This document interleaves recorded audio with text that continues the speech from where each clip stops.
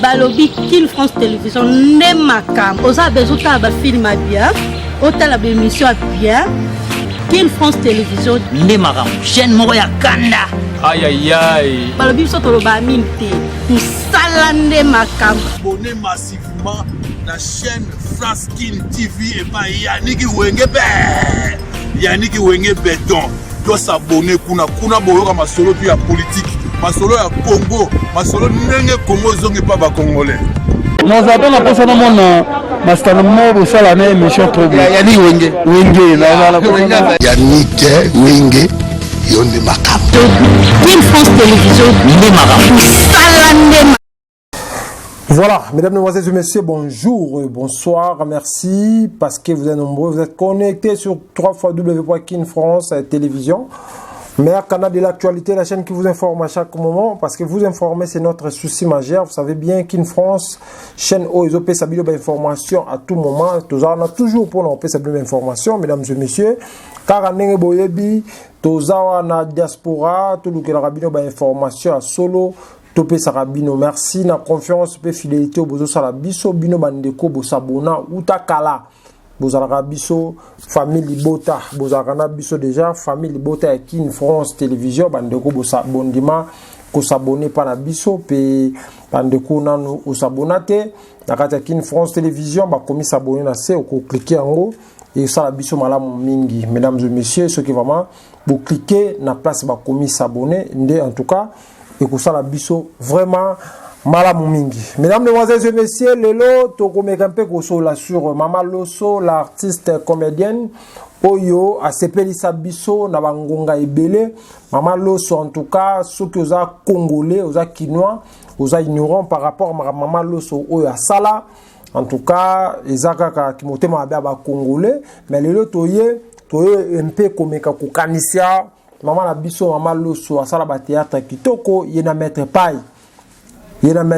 asala la biso ba théâtre oyo biso to sepela na yango na Kinshasa wana na diaspora batala Mama Loso en tout cas esala kitoko makasi tango bandaka na groupe ya Chic Choc Loyenge avec Maître Paille. Donc dio na bango Mama Loso bazaki ba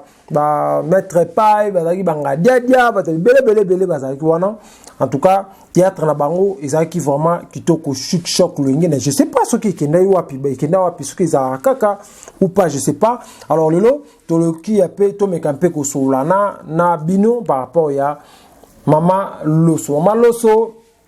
azali monument vivant, il y a artiste, il y a comédie, il y a mboka na biso. En tout cas, faut to meka ko reconnaître kaye takazama ma vie parce que biso ba congolais arabes tout soka kufi ba vidéo ya kale bandi ko bima ba témoignage bandi ko bima ke mama azaki boye muto azaki boye. Mesdames et messieurs, biso congolais za nature ya biso soki ndeko moko bozalaki na ye na soki azana bomoi malamu na bimaka te soki ka kufi malamu komi ko bima mama bana ko jouer malamu mama toute komona kawana epa Jani Fire na kuna bomoi na ye to monaki ndenge azaki na succès pas vraiment ko lika ndenge ya kufi tango azaki na bomoi azaki na succès o akufeli yango te. Pourquoi? Parce que nous les Congolais, ceux qui artistes azali, artistes azala bomoi, azo vivre la difficulté, to beta ngo kara. Artiste azala ba problème ya ndaku, ba problème ya foyer, azala mamebele, mais biso ba Congolais to beta ngo kara. Ceux qui akufi to komi ko belela nambala moko. Azalaka boye ndiye yango tomoni Jani Fire tango ko kufa mbala moko matanga na ye ezu succès moko na yebite or que tango azaki na bomoi azaki ko nyokama azaki ko kemba. Alors tout le monde ba artiste comme to ba congolais oyo ba prochain été ba que non position za ndenge nini ya fai position de vivre ndenge nini tout le monde congolais moko bimate mais tout le monde ka ba témoignage oyo belé tango akufi déjà ba témoignage bimé belé ba tu ba ye belé ngai boye yango lelo toluki tomeka mpe kosola sur Mama Loso azana no envie en tout cas bandeko ba congolais tout ça la effort tout mon aïe tout luka tout yeba maman nini les autres senga faut maman loso à garder toujours cause na scénique peni de senga qui atika musala théâtre to pendenge nini ba artiste comédien car ndé na okaraboza kana ba organisation na bino boko komona maman loso koyeba parce que maman wana aza ba maman o tira na bango ba sali ba théâtre et le ça nga pasi mal organisation o ezalaka na ba artiste comédien surtout ba artiste comédien baza mal organisé na niveau moko okondimate mais bangola bataliboso babimaka kaka ngai patron ba artiste comédien ngai nazana mbongo ebele ceux comme take poto ba komi patron ba artiste comédien surtout quand ba artiste ba kina rapoto aki azongi akomi ba mo patron c'est bien bon oza patron ba artiste comédien parce que au sala kanini pour ba artiste comédien mesdames et messieurs oza patron ya groupe na yo topé oza patron ya ba artiste comédien nyonso koza patron ba artiste comédien c'est pas mauvais mais au sala kasko nini na ba artiste comédien ba ka eze belé mesdames et messieurs baka oyo bandeko ba comédien bazo vivre eza tellement ebelé comédien moko oyo mundori atikela e groupe akoya en pleine scène en pleine scène tu lelo likolonaye salaka passe ya kota ndaku mais ba artiste boza wana bosala ke lo monte lelo so ka artiste comédien kufi ba journaliste ceux qui ba yeba ti interview bino boko mi minene na biso boko minene ngo bokomele nini or que na minute yo ndeko wana artiste comédien on a biso nde ba komba artiste ba chroniqueur to pe ba journaliste to vu image na ye nde to publier yango bomoni ndenge ndeko wana kota parlement assistance ya ba artiste comédien et pas na ye ezati il vient à Kinshasa so ina njili je crois so ina Masina bandeko ba comédien ba kenda kotala ete mais azana passe oyo a yango en pleine scène ya comédie azo tournage à théâtre azana passe jusqu'aujourd'hui passe na ratandaku assistance moko ba artiste comédien tout le monde en haute or que il y a des artistes comédiens où ba prétend que bazala ba patron il y a ba comédien ba prétend que bazala ba patron ba artiste misusu or que ba artiste bazana vie ba longa vraiment te tozo mona ba o ba mi benga ba patron ba zo sala le côté alors na rosenga bino boss za na organisation moko boy ya koneba lo bara nous vivons na ezalaka ya kombote bochaka nous vivant ya kombo mais ba artiste bazo vivre na ba condition malamu te ba artiste comédien surtout tozomona musala o nous vivant ne sala raté mesdames et messieurs toye koloba nini mama loso azwa la posa ya visite ya ba artiste comédien bokende ko visiter ye bokende ko yeba mama ni lezo senga soki moi nini mkobaki sata moi na bi ke mama loso asala mo ba mombongo na mike mo ba boutique mo ba malewa mo ba nini bokei mama esenga nini to bakisa moi nini po esunga mombongo na yo ekende mo liboso c'est ça. Tout le monde artiste bazo kende ba poto bazo zonga to moni na matanga ya jani ndenge engulupa ba artiste comédien ba yaki na engulupa ba live ba sayela ki biso boluka mama loso azawana numéro na bo bengie bo kei ko lukaye mama loso zo vivre comment mama loso ba difficulté nini ozala ngo mama loso oza muto biso to anda ko tala yo na télévision oza muto yo biso to anda ko tala makambo bana ko sala condition nini ozali ko vivre nini ezo senga po biso ba artiste o to mi benga ba patron biso ba artiste o to mi benga to voyager to zongaka nini to ko sala po na yo po sala ata malamu c'est comme ça mesdames et messieurs bosungiye moi loko mère pas à retrouver que moi loko moi peut comme ko sungaye abi que ba artiste comédien ba kanisa kingai na zana na bomoi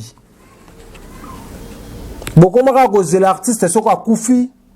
boyebi ke mbongo ba kopesa boyebi ba choisir matata bazawana ba kopesa bala